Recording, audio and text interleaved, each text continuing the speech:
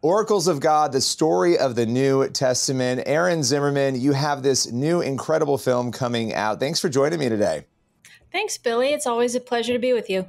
So there's a lot happening right now in America, and this film is coming at an incredible time. You have college students waking up, finding faith. You have, it's amazing watching the moves of God that are happening around not just the country, but around the world. And you started working on this film years ago, and here we are. What do you make of the timing of this movie? You know, I've asked God so many times during this process, why? I really did start it in 2017 when I was living in Israel. We started, just shooting some beautiful scenic footage while I was there, and came back in late 2019 and said, okay, now we'll do the principal photography next year. Well, next year was 2020. So you know how that went. COVID. Oh, gosh. COVID all over. The next year we did film, but Israel was still closed because of COVID. So I kind of fit in these very few weeks. I jumped into Israel, then it closed again because of the Delta variant. So we kind of had that going. We came back in 2023, spent the summer in Israel doing pre-production. We were supposed to start filming on October 9th, 2023. So 2 days before that, we know what happened with Hamas on October 7th. And that was one where I really said, okay, God, what are you doing? Because you had me here all summer. You had us get all the way up to filming. And then why? The answer I got back then was, I want you to be here. I want you to be here with your people while this is going on. And it somehow means a lot to my Israeli cast and crew that I'm there with them during that I'm not running away from it, that we're going through it together. And so, we can see now God has his timing. Last year, the Wall Street Journal said this is a golden age of Bible publishing. Who would ever have thought that? Bible sales last year were up. Last year, this is before Charlie Kirk and all the things that are going on now to sort of stir this up. Last year, Bible sales were up 22% over the previous year. This year already, they've already sold 1 million more Bibles than they had at this point last year. Now, this is like physical Bibles from stores. This isn't on counting online sales or whatever. And I don't even really carry a physical Bible anymore. I do everything online. So this is really remarkable. And so God had his plan back in 2017. He knew everything that was going to happen, and he knew that we were going to land right at this point. And that's all I can say. His timing is better than ours. It's amazing. And to your point, one of the numbers that has shocked me is the people most likely to go to church right now regularly are young people. That is something, if 3 years ago you had said to me, yeah, it's Gen Z and millennials that are going to go to church the most, I would have laughed. I would have said, that's ridiculous, right? And here we are. But I think you're so right. There's such a thirst for this. And you have Oracles of God, the story of the New Testament, where you're putting together how the New Testament, you're helping people understand, and you're explaining this. Take us through the journey that people will experience when they go to theaters. Okay. Well, The Chosen has done a very good thing for all of Christianity in refamiliarizing everybody with the stories that are in the Bible, with Jesus and who he was, with his followers. And so that's opened up a lot of doors. Now we have a lot of stories about Jesus, and our film starts a little bit beyond that, right after the, Jesus' crucifixion and resurrection. How did those stories get written down? How did we get those? How did we go from apostles all through Jesus' ministry? Jesus was saying to them, oh, I'm telling you, but you still don't understand. You still don't understand what's going on. Right up to the cross. They left. They still didn't understand. So how did we go from that to all these men saying, this is my life's mission now. I have to write this down and write it down well. So we go through that period. The first 20, 30 years after Jesus, it was all by word of mouth. People back then didn't value the written word as much as they did, I need to hear it from the mouth. I need to hear one of the apostles telling these stories. Then they tell their children and their children. And suddenly what happened was the apostles were dying off and persecution was starting to come in. King Herod was driving the Jews and the Christians out of Judea. We've got to write this stuff down because we don't have the firsthand accounts anymore. So how did we get from storytelling to writing it down to having this entire collection that we call the New Testament? Yeah, and that, I mean, I think this is one of the big points too of debate or questioning, because people just don't know, and so you'll have a lot of secularists and atheists. They'll say, well, the Bible. They'll say that the books were not codified early on. That there's all these claims about the Bible, but you've spent time obviously creating an amazing documentary on this. You've looked at this. What surprised you the most about how the New Testament was compiled?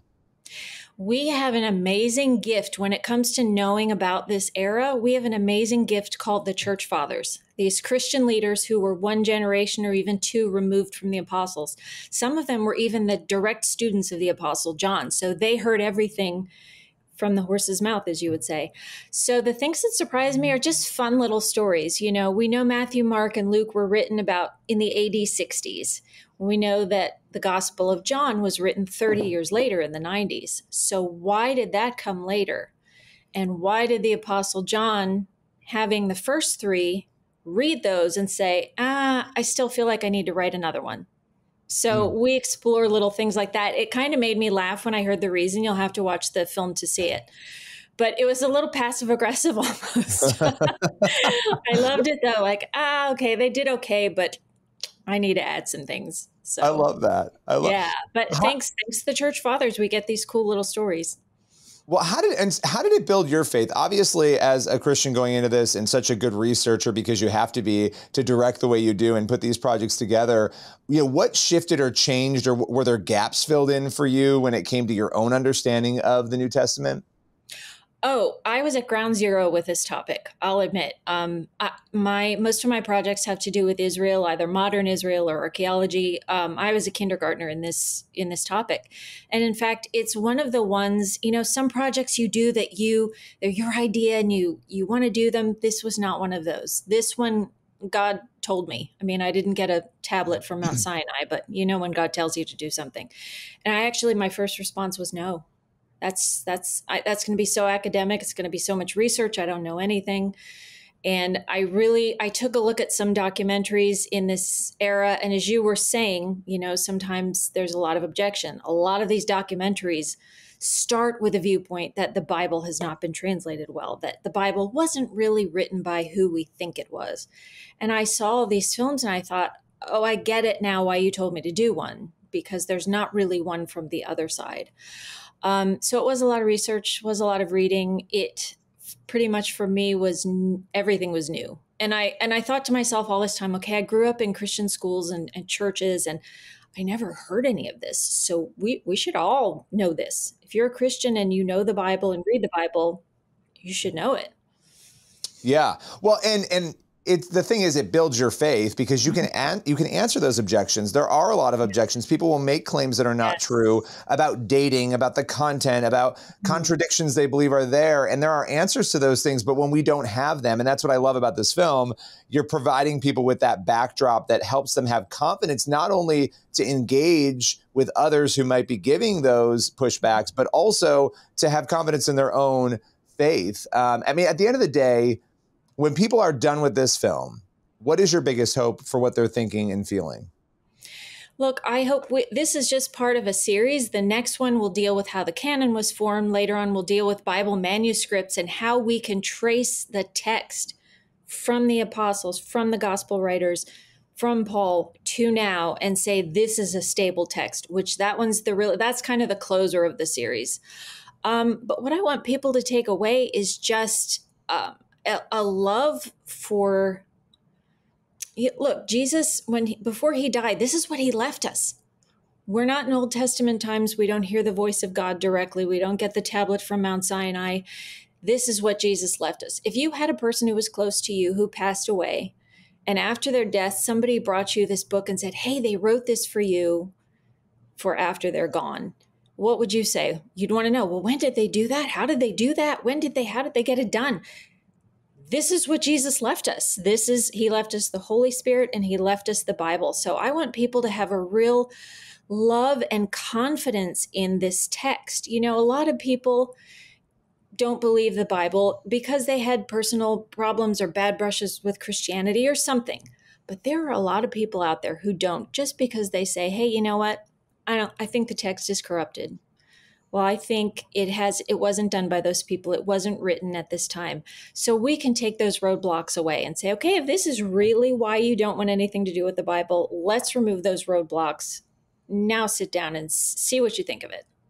That must have been really powerful for you as the person going through, doing the research, putting the film together, for your own faith, to have those moments of, oh my goodness, that makes sense, or oh my goodness, wow, look at the proof of that, or look at that lineage of how that particular book came to be. That must have been a really amazing experience for you. It is, and it's still going on because I'm right now writing the script for the last one. And I'll say the last one is the most difficult because you're talking about this text, and there are variants, and, you get into, well, this isn't in this manuscript and this isn't. And it can really mess with your head if you get too deep into the weeds. And it's been a good exercise for me to see those things and talk with my experts and say, okay, even with all these things, we have a stable text and here's why. So sort of pulling that out. And I'm not normally an academic person, so this has been an interesting exercise. I'm more of a storyteller, so that's why I like to put lots of reenactment and find the human parts of the stories. And hey, where can we put some actors in and have a fun moment in there with all of the information? So I like to do that. Well, I love that. And this film comes to theaters November 2nd, 3rd, and 5th. It's a Fathom event, and it's super exciting. I'm so excited for Oracles of God, the story of the New Testament. Erin, appreciate your time today. Thanks, Billy. I appreciate it.